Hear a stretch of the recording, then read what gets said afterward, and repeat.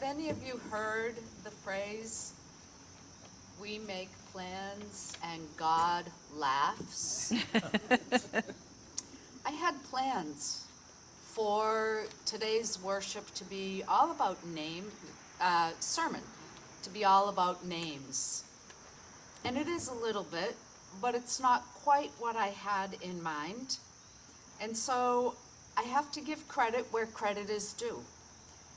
Although I've adapted it a wee bit, today's sermon comes to you from Pastor Josiah Boyd of Oakridge Bible Chapel in Oakville, Ontario. I love the internet. I love that we can look up all sorts of things and have access to other pastors' sermons for times like this week. So Wednesday night I did a silly thing. I went outside in the dark and didn't turn any lights on, and I fell and broke 4 ribs. So between just being as still as possible and the pain medications, I did not write a sermon today. So thank you, Pastor Josiah, for sharing yours with our congregation today. Will you pray with me? O God, you who called each of us by name, I pray may the words of my mouth and the meditations of all our hearts be acceptable to you, you who are our rock and our Redeemer. There are many significant questions that we can ask and seek answers to in life. Why am I here? What should I do now that I am here? What is truth? Will you marry me? Are those berries poisonous? These are questions of consequence. But of all the weighty questions that we can and should ask ourselves, there is one that eclipses all others. How one answers this single question, and we all do answer it, whether we are doing so knowingly or not, is eternity defining and reality shaping. The question is this: who is Jesus Christ? It's not a new question. People were faced with it in the first century just as we are in the 21st. And that's what we find in Matthew 16. We read how people answered it then, people in general, and the disciples in particular. And it leads to asking ourselves the same question here, now, today. Most of us don't remember. If any of you do, raise your hand, I'd be curious. Most of us don't remember the first time we heard our name. Even if we did remember the first time, we wouldn't know that it was meant for us. Before we can know that, we have to become familiar with our identity, with who we are as an individual. It's a process of being called a name repeatedly and learning to associate that particular collection of sounds with who we are. Once we know it, though, it becomes second nature. If we hear our name spoken in a crowd, we turn toward the sound. Sometimes we change our name because who we are doesn't seem to fit the associations the name conjures up for us. Most often, though, we get our nicknames from people around us. Most people don't go through a formal or legal process, but our identity gets expanded or adjusted and shifted. We might revise how we're called in an effort to control our own story, but names are essentially the way that we're identified by other people. We're given names by others, and names are used to beckon us. Naming and identity is communal. Jesus opens by casting a wide net with this all-important question. Who do people say the Son of Man is? The Son of Man being one of his favorite titles for himself, Jesus is essentially asking, where has everybody landed on the whole who is he or is he not the Messiah thing?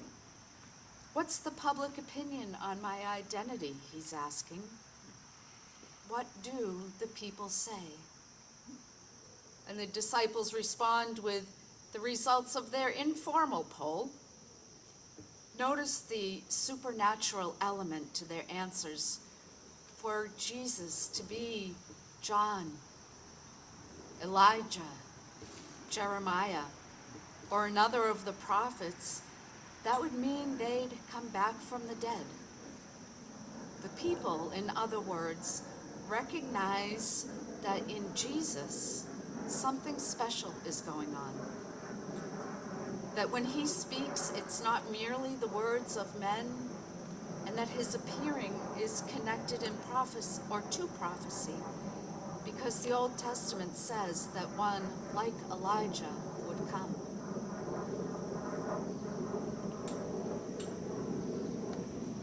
So these people aren't only open to the supernatural to fulfill the prophecy and to restore Israel, but they see similarities between Jesus' work and words and what they've been expecting.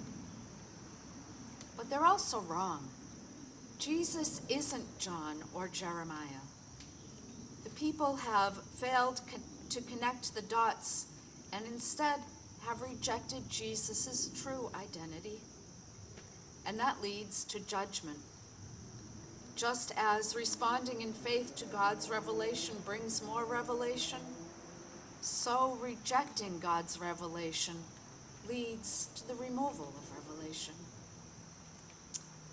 Who is Jesus Christ? It's the most important question ever asked. What do the people say? They admit he seems to be special, maybe a prophet, a wise man, a spiritual man, but that's where they stop. And nothing has changed in the 2,000 years since. Today, there are still wide-ranging opinions about who Jesus was and is. In their 2020 State of Theology report, Ligonier Ministries asked American participants to respond to this statement. Jesus was a great teacher, but he was not God. Over half of the people agreed with that. Whether someone claims Jesus was a great teacher, a radical zealot, a nice guy, or a figment of humanity's collective imagination, the net response is the same: rejection. And in a world desperate to label Jesus as anything but what he claims to be, there's a hardness that progressively shuts itself off from light of revelation. Nothing has changed in 2,000 years. Jesus asks his disciples, what do the people say? And the news isn't good. But Jesus isn't deterred, and he re-aims this important questions to his disciples. He said to them, but who do you say that I am? And what does Peter say? You are the Christ, the Son of the living God. Feel the contrast between the people and Peter. Uncertainty versus certainty. Ignorance versus conviction. Peter leaves nothing to the imagination, declaring that Jesus is the Son of the living God, that he's unique, he's other, he's deity. That's how Peter answers the most important question ever asked. And the rest of the passage celebrates the truth Peter just announced. Jesus goes on to say, you are Peter, and upon this rock I will build my church. Jesus isn't promising to build a church on Peter, but upon the truth of Peter's confession that Jesus is Messiah and God. The whole point of this passage is Jesus' identity, that Jesus as Messiah and God is the rock, the foundation upon which the church sits and works and grows. A church built atop such an eternal, unshakable foundation can never topple, even when the greatest enemy of all, death itself, Hades, attacks. More specifically, Jesus is going to build this church, and even his own looming death won't stop its construction. So, 2 questions in this text today. What do the people say, and what does Peter say? The former was unanimously incorrect, and the latter wonderfully correct. And that leaves us with one last question. Who do you say that Jesus is? So how do you answer the most important question ever asked? Who is Jesus Christ?